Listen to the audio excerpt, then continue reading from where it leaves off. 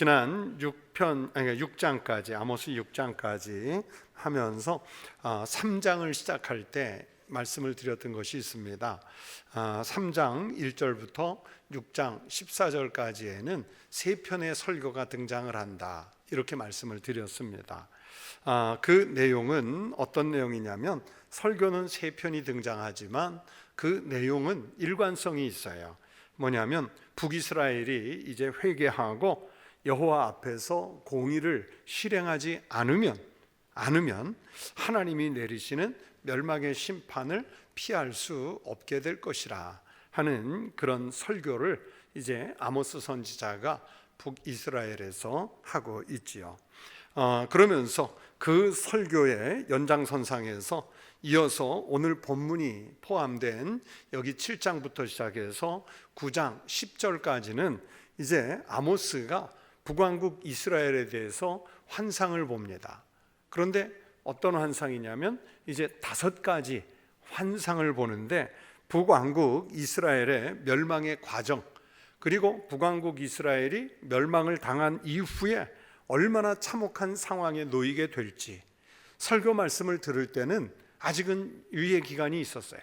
그러나 이 5가지 환상부터는 하나님이 유예 기간을 두지 않고 직접적으로 북이스라엘을 징계하실 것에 대해서 그 참혹한 현상들에 대해서 이 아모스 선지자가 환상을 보는 내용입니다. 그래서 오늘 본문 1절부터 9절을 읽었는데, 설교 제목도 아모스의 3가지 환상, 5개 중에서 3개가 여기 9절까지 나와요. 1절부터 3절에는 메뚜기가 침략해 와서 북이스라엘의 땅을 완전히 초토화시키는 그런 환상을 보고요. 또 두 번째 4절, 5절, 6절에는 불로 징벌하시는 하나님의 심판의 환상을 보고 있습니다.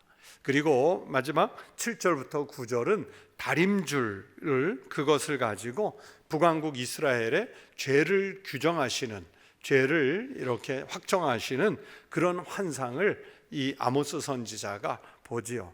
그리고 이어서 5가지라고 그랬잖아요. 그 4번째 환상은 8장으로 넘어가서 여름 과일 한 광주리로 상징되는 환상을 보게 되고, 그리고 5번째는 9장 1절부터 10절까지 있는데, 여기에는 이제 범죄한 나라를 멸하시겠다고 하는 그 말씀을 환상 가운데 보고 듣게 되는 그런 내용으로 이 5가지 환상이 구성이 되어 있습니다. 이 5가지 환상은요, 여러분 보시면 모두 북이스라엘의 멸망 과정을 시간순으로, 이 시간, 다음 시간, 그 다음 시간, 이렇게 시간순으로 경고하시고, 또 그러면서 징계가 약한 것에서부터 시작해서 점점 그 강도가 세지는 것, 강해지는 것을 이 5가지 환상을 천천히 읽어보시면 알 수 있어요. 처음에 예를 들어서 회초리를 좀 가느다란 걸로 한두 대 때리는 것이었다면, 이제 2번째 가서는 5대, 10대를 때리고요. 그 다음에 한 3번째 가서는 한 20대, 30대를 때리고, 나중에는 때리지를 않아. 그냥 멸망시켜 버리는 거예요. 이제 이렇게 점점 그 멸망해 가는 과정을 시간변 순으로, 또 그러면서 이제 약한 것에서 강한 것으로 점점 강해지는 것을 그렇게 보여주고 있습니다. 이 5개의 환상 중에서 말씀드린 대로 오늘은 이 3가지 환상에 대해서 여러분에게 말씀을 드리려고 합니다. 여러분, 이 3가지 환상을 읽으시면서 깊이 묵상하지 않으면, 헤아리지 않으면 그냥 후다닥 지나갈 수 있는데, 그런데 자세히 좀 보면 첫째 환상 1절부터 3절이죠. 둘째 환상 4절, 5절, 6절이죠. 이 첫째와 둘째 환상은 하나님의 심판에 대해서 최종적으로 경고하기도 하지만, 또 반면에 심판에 대한 경고이면서 그 경고 이면에 반대로 뭐가 있냐면, 선지자 아모스가요, 이 멸망해도 정말 하나도 아까울 것이 없는 북이스라엘, 그 나라를 위해서 중보 기도를 해요. 이 나라 멸하지 말아달라고. 살려주시라고. 그래서 하나님의 긍휼이 여기서 역사하는 거예요. 하나님이 아직 긍휼을 이스라엘 백성들에게 베풀 마음을 가지고 있어요. 전에 한번 말씀을 드린 것 같은데 아이들 손찌검 한 적 한 번도 없어요. 그런데 회초리를 갖고 이렇게 맞아야 할 때는 반드시 회초리를 이용했는데 그 딸아이가 눈물을 글썽글썽하면요, 마음으로는 5대 회초리감인데 한 대를 못 때리겠어요. 그렇죠? 분명히 잘못한 거 알고 본인도 맞을 각오를 하고 있는데 그 눈물 맺힌 그 모습을 보면요, 어느 부모가 여러분 마음 세게 먹고 징계할 수 있겠어요? 그러지 못하는 거죠. 그런데 하나님의 자비는요, 이것을 뛰어넘어요. 우리 인간의 부모, 자비, 사랑, 긍휼 이런 차원이 아니라 한 나라가 일어났다가 망하는, 회복됐다가 전멸하는 이런 역사적 순간인데, 여러분 이 아모스 선지자가 보는 그 환상 속에는 북왕국 이스라엘을 향해서 아직도 하나님은 자비와 긍휼의 여지가 남아 있으시다는 것을 보여주고 있습니다. 그러나 그 하나님께 그게 남아 있으면 뭐 하겠어요? 그럼에도 불구하고 여전히 회개하지 않는 이스라엘 백성들을 향해서 하나님은 끝내 심판의 잣대를 들이댈 것이다. 그 심판의 잣대를 들이대서 너희들의 죄를 규정하고 그 죄 지은 것에 대해서 어떤 징계가 내려질지 그것을 일러주는 말씀이 바로 세 번째 환상이에요. 7, 8, 9절에. 그래서 그 세 가지를 하나씩 볼 텐데요. 첫 번째는 1절부터 3절에 보면 첫 번째 환상인데, 그 첫 번째 환상은 뭐냐면 메뚜기 재앙입니다. 메뚜기 재앙. 그래서 1절에 보시면 그렇게 말씀하죠. 주 여호와께서 내게 보이신 것이 이러하니라. 아모스 선지자가 뭔가를 봤어요. 그게 환상이에요. 이제 지금부터 기록되는 이 말씀들은 환상을 보았다는 것을 1절에서 전제하고 있습니다. 주 여호와께서 내게 보여주신 것들이 이러이러이러하다. 그 전제를 하고 말씀을 시작해요. 그러면서 주가 보여주신 것이 뭐냐면, 그 첫 번째 본 것이 뭐냐면 1절 하반절부터 2절 상반절까지 이렇게 말씀하죠. 왕이 풀을 벤 후 풀이 다시 움돋기 시작할 때에 주께서 메뚜기를 지으심에 메뚜기가 땅의 풀을 다 먹은지라. 그렇게 말씀해요. 왕이 풀을 벤 후 풀이 다시 움돋기 시작할 때에 이렇게 말씀했는데, 이게 무슨 뜻이냐면요, 이스라엘 그 민족의, 아니면 유목민인 이스라엘 사람들의 그 가축을 키우는 그 관습을 이해해야만 이 말씀을 이해할 수가 있어요. 자, 왕이 풀을 벤 후라는 말은 이스라엘 관습에서는요, 처음 이제 새 풀이 이렇게 올라오면 먼저 누구 것을 베느냐? 왕의 군마와 왕궁의 가축들을 위해서 먼저 풀을 베어서, 그 신선한 풀을 베어서 왕궁으로 가져갑니다. 한바탕 이제 풀을 벤 거죠. 그리고 나서 다시 새순이 풀이 또 올라오기 시작할 무렵부터는 이제 일반 풀이 다시 움돋기 시작할 때에, 그랬죠? 다시 새순이 돋기 시작하면 그때 일반 백성들이 풀을 벨 수 있었어요. 그러니까 풀 베는 것도요, 서열이 있어요. 아무나 가서 풀이 많다고 자기들이 먼저 베는 것 아니에요. 왕궁의 군마와 가축을 위해서 먼저 베고 다음에 일반 백성이 베요. 여러분 몽골에 가면 우리가 좋아하는 저 푸른 초원 위에 그림 같은 집 게르 하나 짓고 살고 싶은 그 풍광이 여름에 가면 얼마나 예쁩니까? 그래서 저쪽에는 소떼가 놀고 저쪽에는 양떼가, 한쪽에는 말들이, 또 한쪽에는 양떼가 막 이렇게 그 곳곳에 무리지어서 있는데요. 그러면서 그 한가롭게 풀을 뜯으면서 지나가지요. 그런데 이 목동들이 가축을 키울 때, 여러분 이 가축을요 아무거나 먼저 푸는 게 아니래요. 풀을 먹는 순서가 있습니다. 풀 먹는 순서가 있어요. 자, 몽골에 제일 많은 게 소, 양, 염소, 말 이런 것들인데 뭘 제일 먼저 풀을 먹일까요? 뭐부터 먹일까요? 양부터? 그렇게 상상력을 너무 협소하게 갖지 마세요. 성경에 보면 우리를 양에 많이 비유했죠. 양이요, 착한 듯 하면서도요, 아주 요거 고집 세고요, 아주 요거 자기 욕심 챙기는 거는 심하잖아요. 자, 그럼 양은 아니겠다, 그죠? 그러면 뭐부터 뜯을까요? 말이요? 아닙니다. 제가 알려드릴게요. 소가 첫 번째입니다. 소는 풀을 이렇게 자라면 많이 뜯지를 않는데요, 위에 이렇게 올라온 것들을 깨끗하게 뜯어먹고, 그 다음에 말이 그 자리를, 똑같은 자리, 자기 풀 뜯어먹이는데도 영역이 있을 거 아니에요? 그 지나가면 그 다음은 말이 지나가게, 그러면 말은 소보다는 조금 더 뜯어먹는데요. 그런데 양하고 염소는 어떨까요? 이놈의 자식들은요, 뿌리까지 뽑아먹는 거예요. 진짜로. 그래서 양이 지나고 염소가 특히 염소가 지나가면요, 다른 짐승들이, 가축들이 먹을 풀이 없어져요. 그래서 그냥 아름답게 다 풀어놓으면 온통 세상이 다 풀밭인데 아무 데서나 뜯어먹으면 되지. 근데 거기도 다 자기 영역이 있더라고요. 그렇게 순서를 정해서 뜯어먹게 하는 거예요, 차례대로.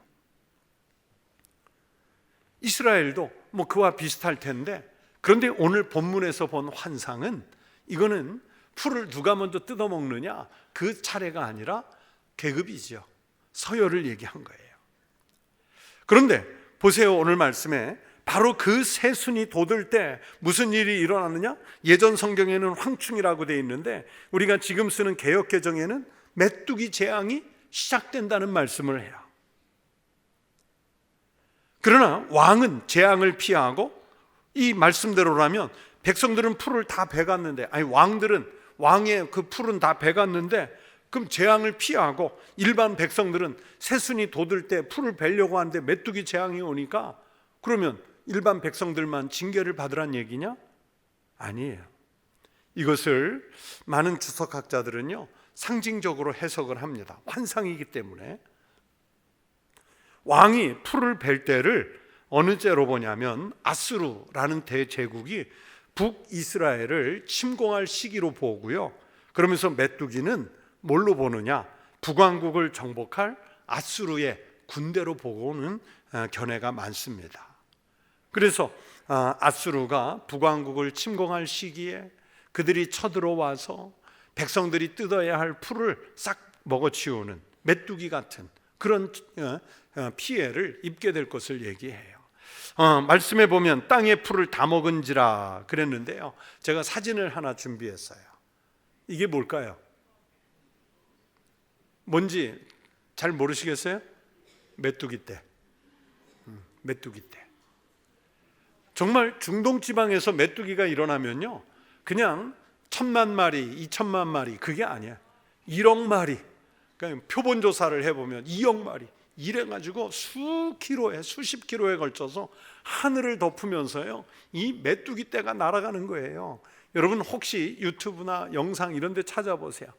얘네가 지나간 자리는요, 완전히 초토화됩니다. 풀이 남아나지를 않아요. 나뭇잎이 남아나지를 않아요. 농작물 힘써 지은 것들이 남지를 않아요.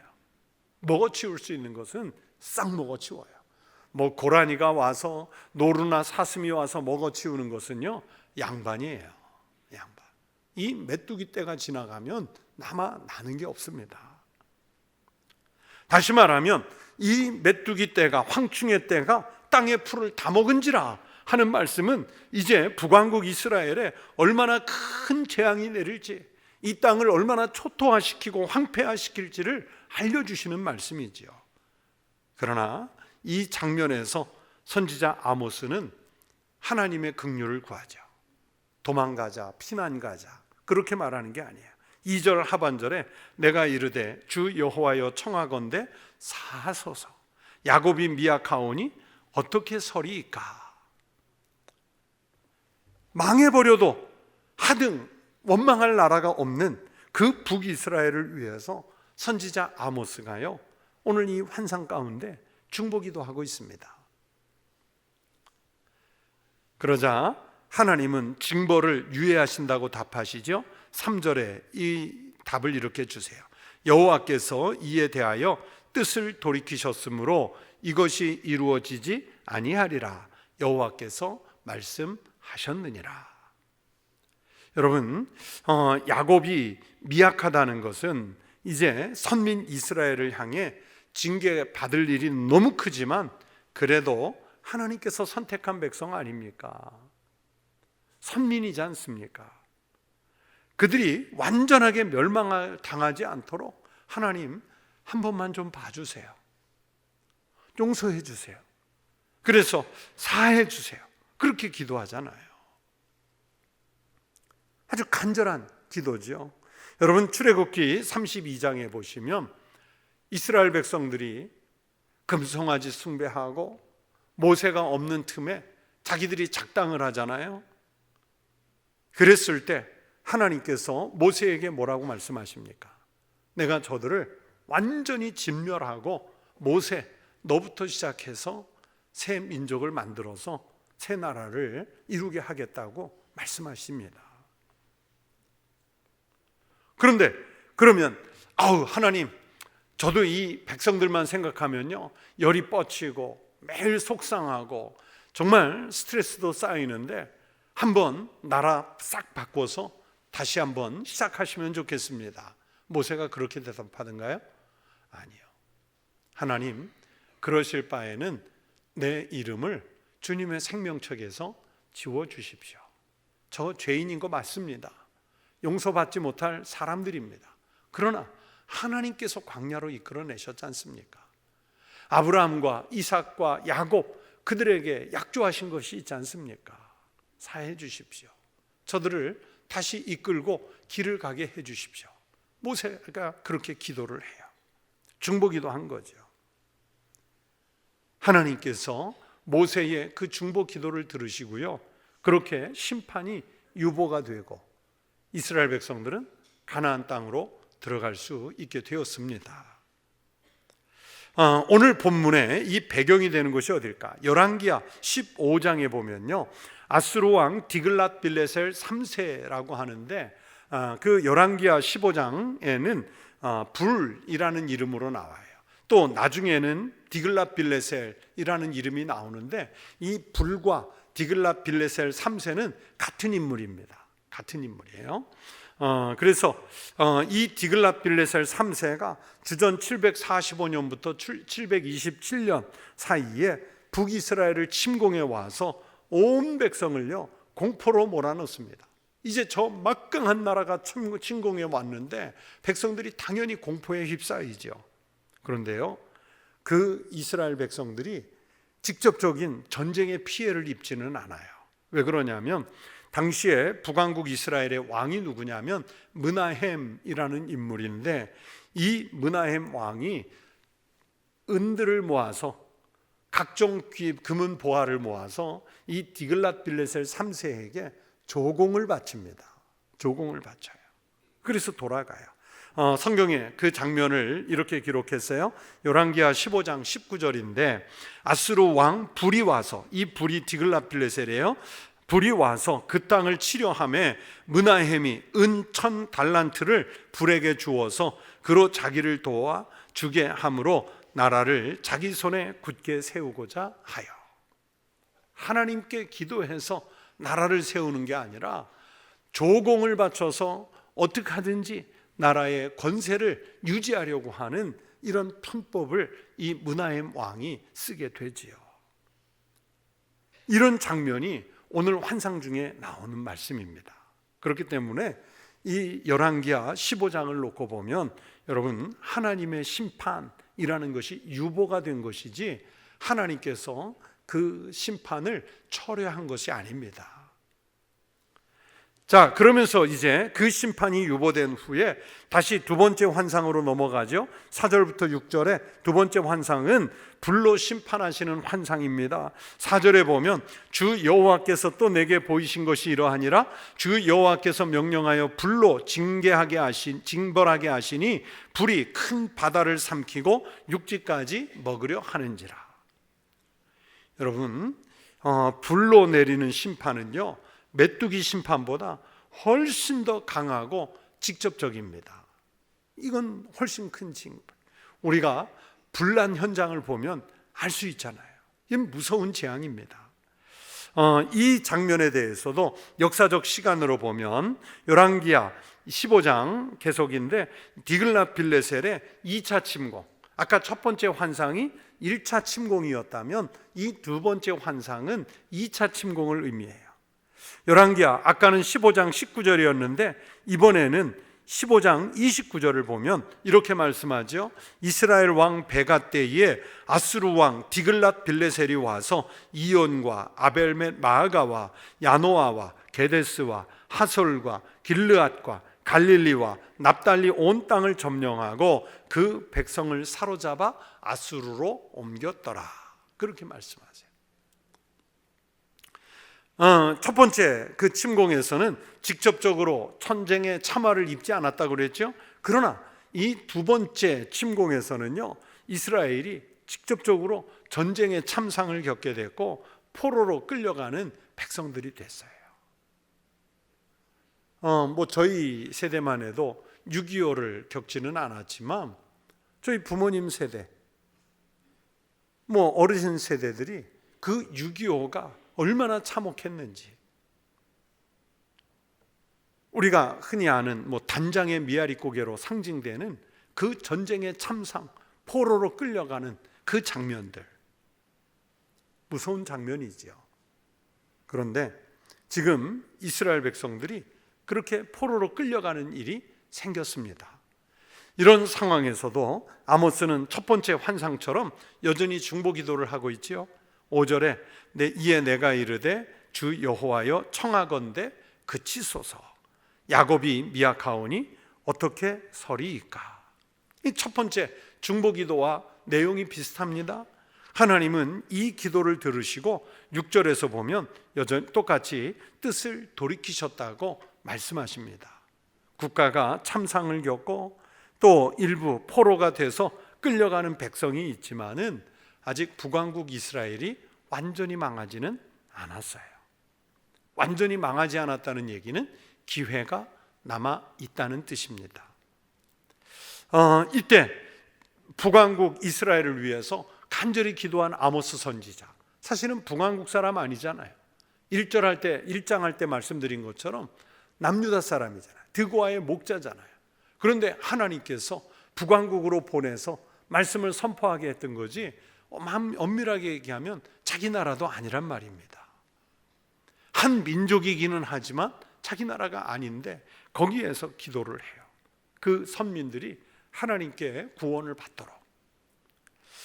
세계 역사상 역사의 주관자이신 하나님께 기도해서 민족을 위기 상황에서 구원해낸 기도의 사람들이 있습니다. 기도의 사람.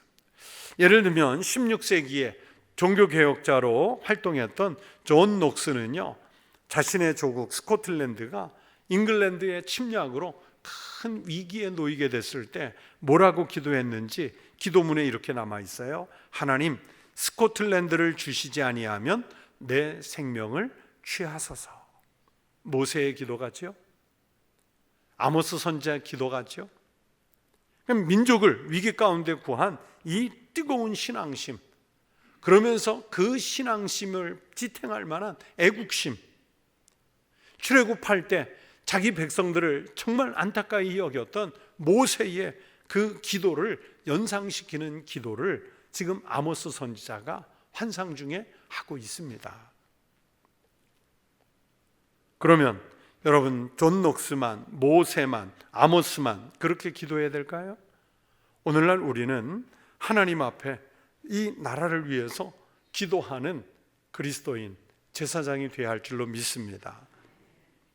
또 하나님께서 창조하신 이 피조물들이 멸망해 가는 상황을 지켜보면서 이 지구와 인류를 위해서 누가 기도하겠어요? 하나님의 창조 질서를 아는 우리가 깨어 기도해야 할 줄로 믿습니다. 보세요. 오늘 말씀 속에서 아모스가 어떤 기도를 드립니까? 첫 번째는 보면 죄를 사하여 달라고 기도합니다. 하나님의 이 거듭된 경고에도 불구하고 계속해서 죄를 지어서 심판을 당할 수밖에 없는 이스라엘 민족을 위해서 먼저 그들의 죄를 용서해 달라, 사하소서 사하소서 그러잖아요. 그들의 죄를 용서해 달라고 기도를 합니다.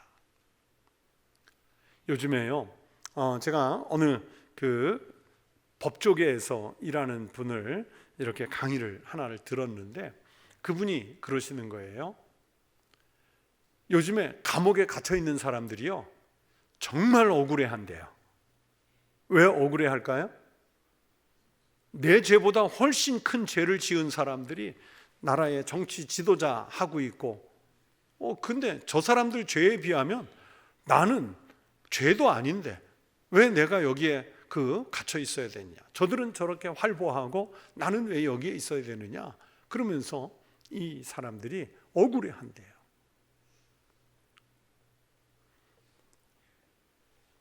이 죄가 사람들이 점점 만연해 가는 거죠. 죄는 크나 작으나 다 같은 죄란 말이에요. 그런데 자기 죄를 다른 사람과 비교해서 좀 규모가 작고 저지른 일이 작으면 죄가 축소됩니까? 그건 아니잖아요. 이스라엘 백성들이 하나님 앞에서 범죄했을 때 그 죄는 경중이 없어요. 다 동일합니다. 그런데 아모스 선지자는 그들의 죄를 사해달라고 하나님께 기도하고 있습니다. 용서해달라고. 2절 말씀에 사하다 하는 말이요, 히브리어로 살라흐라고 하는데 이 관용하다는 뜻입니다. 품어준다. 형벌을 받아야 할 사람에게 형벌을 면제해 주는 것을 살라흐, 관용하다, 이런 뜻으로 쓰고 있어요. 여러분, 만약에 인간이 죄를 지을 때마다 일일이 하나님께서 계산하시고 징계하셨다면 살아남을 사람 아무도 없습니다.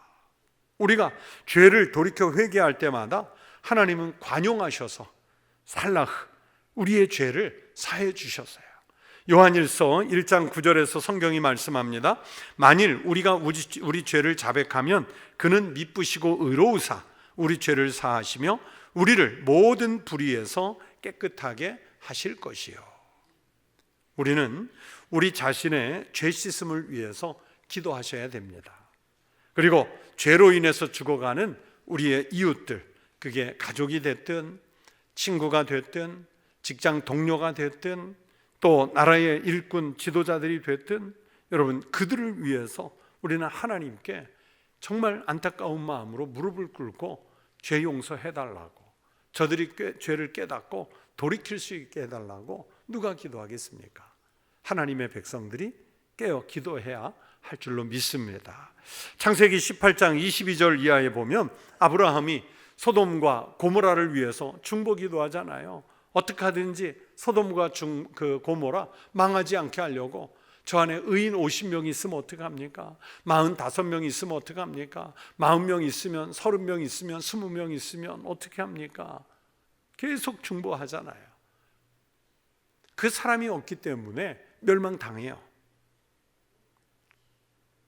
그 아브라함의 심정, 모세의 심정, 아모스의 심정이 바로 우리의 심정이 돼서 이웃과 나라와 우리 민족을 위해서 하나님 앞에 무릎 꿇어 기도할 사람들이 다른 이가 해주기를 기대하는 것이 아니라 우리여야 할 줄로 믿습니다. 이 타락해가는 암울한 시대를 위해서 우리가 깨어 기도하는 성도 되시기를 바랍니다.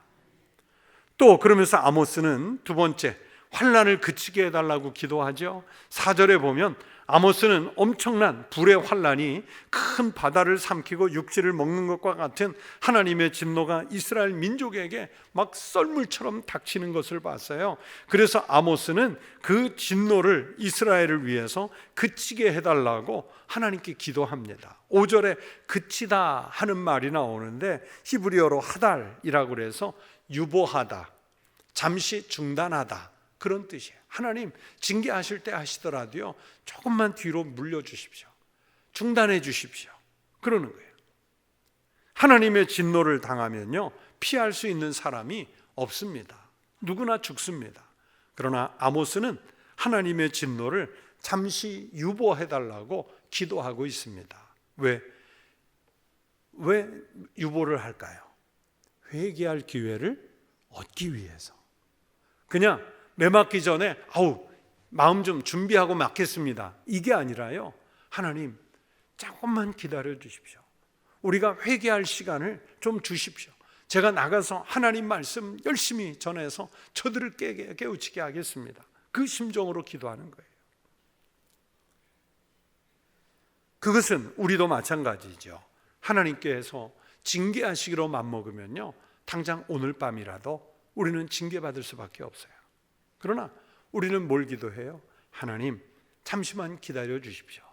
제가 하나님의 백성으로 잘 돌아와서 살겠습니다.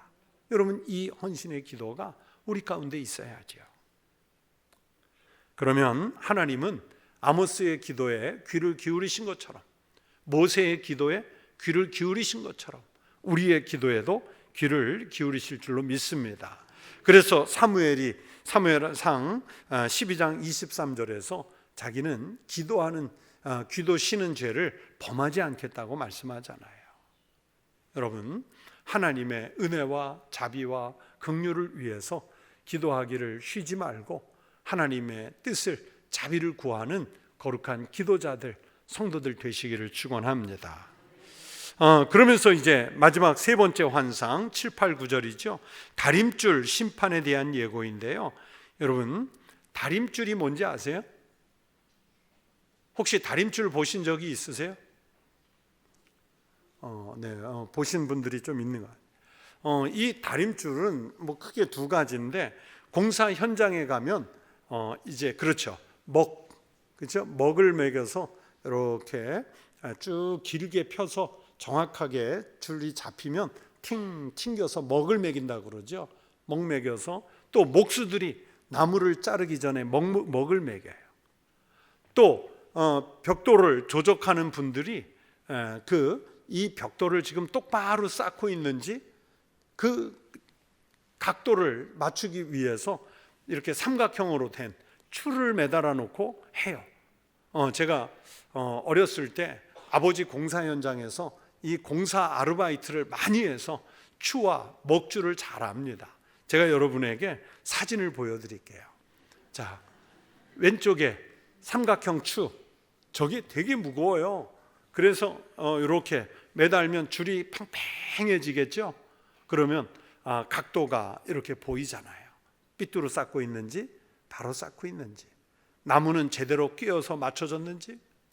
저 먹줄은 동그란데 먹줄이 이렇게 감겨 있거든요. 저 안에 비어 있는 곳에는 먹물이 들어 있어요. 그래서 줄을 쭉 당겨 가지고 나무가 됐든 또는 벽돌이 됐든 거기에 벽에 탁 대놓고 탕 튕기면 이제 줄이 탁 생기는 거예요. 저건 옛날 먹통이에요. 요즘은 보니까 알록달록한 빨강색, 노란색 예쁜 먹통이 많더라고요. 이제 저렇게 하는 거예요. 저런 것들이 다 다림줄입니다. 다림줄.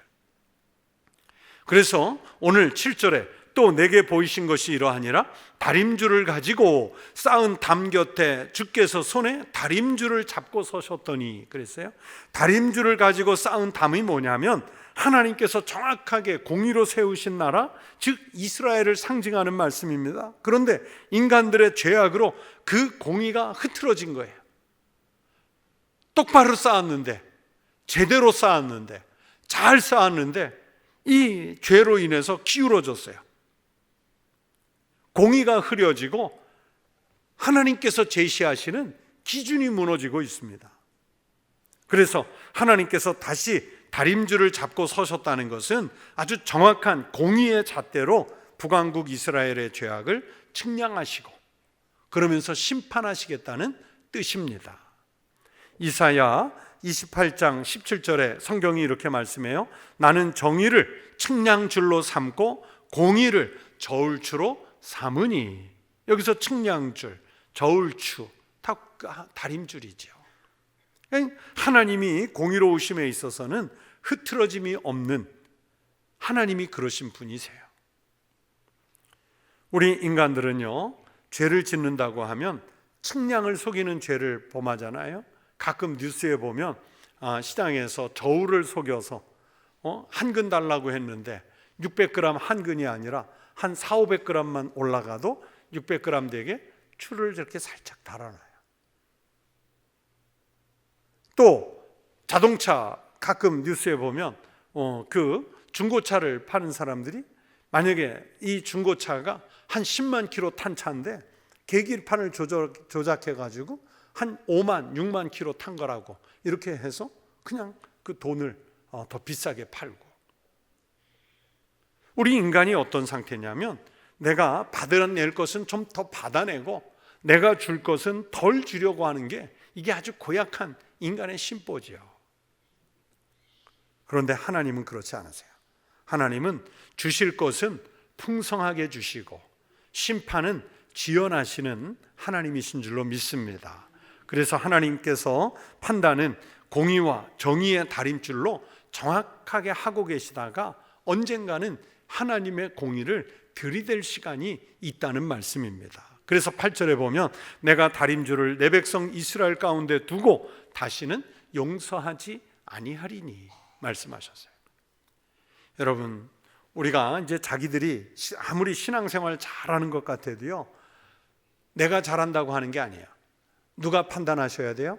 하나님이 판단하시고 하나님이 심판하셔야죠. 오늘 말씀에 보면 이삭의 산당들, 이스라엘의 성소들이 파괴될 것이라고 말씀하죠. 자기들은 신앙생활 잘한다고 하면서 이런 산당들, 하나님께서 기뻐하시지 않는 우상을 숭배하는 성소들 만들어 놓고 잘하고 있다고 자랑해요.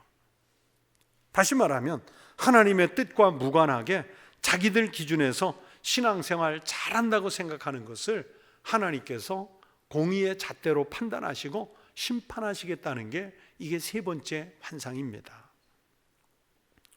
마지막 때에 여러분 이런 생각해 보세요. 우리의 신앙이 과연 하나님께 인정을 받을 수 있는가? 이 모습 이대로 주님 앞에 섰을 때 하나님이 나를 정말 인정해 주실까? 여러분, 우리의 신앙을 좀 살펴보십시오.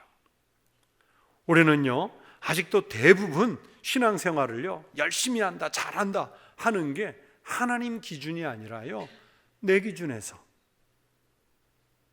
내 경험에서, 나의 지식에서 그렇게 해요. 그러나 우리가 아무리 열심을 내도요, 하나님 기준이 아니면 안 되는 겁니다. 우리는 하나님의 다림줄로 하나님이 우리를 재실 때 과연 남아있을 수 있겠는가? 천국교회를 재실 때 우리 교회가 존재할 수 있겠는가? 여러분, 어떤 곳에서 어떻게 신앙생활을 하시든 하나님을 기준으로 해서 신앙생활 하시기를 바랍니다. 여러분이 가지고 있는 직분도요, 내가 그냥 이 직분 통해 열심히 한다, 그런 것이 아니라 하나님 기준에서 그 직분을 감당하십시오. 여러분에게 하나님께서 달란트 맡기셨습니까? 그러면 내가 그것 갖고 우쭐하고 자랑하는 것이 아니라 하나님 기준에서 그 사명을 감당하는 믿음의 성도 되시기를 바랍니다.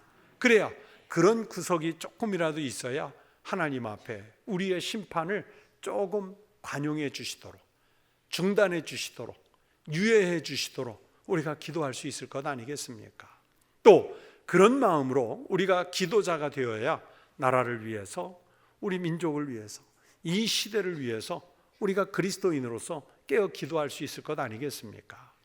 이런 믿음을 가지고 하나님 앞에 기도하는 그런 아모스와 같은 거룩한 성도 되시기를 주의 이름으로 축원합니다. 기도하겠습니다.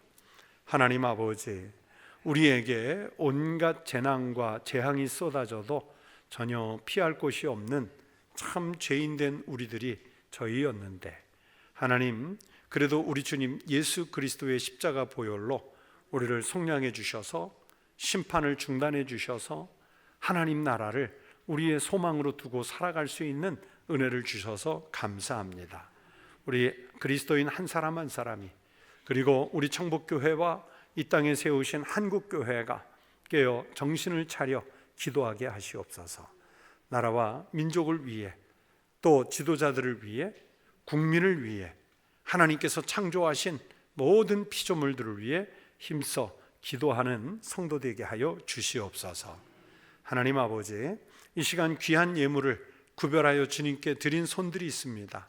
이 거룩한 예물을 받으시고 드린 손과 그 일터와 가정에 더욱 풍성하게 채우시는 주의 복이 있게 하여 주시옵소서. 하나님 아버지, 우리 성도들의 기도와 간구를 친히 들으시고 연락하여 주옵소서. 예수 그리스도의 이름으로 기도하옵나이다. 아멘.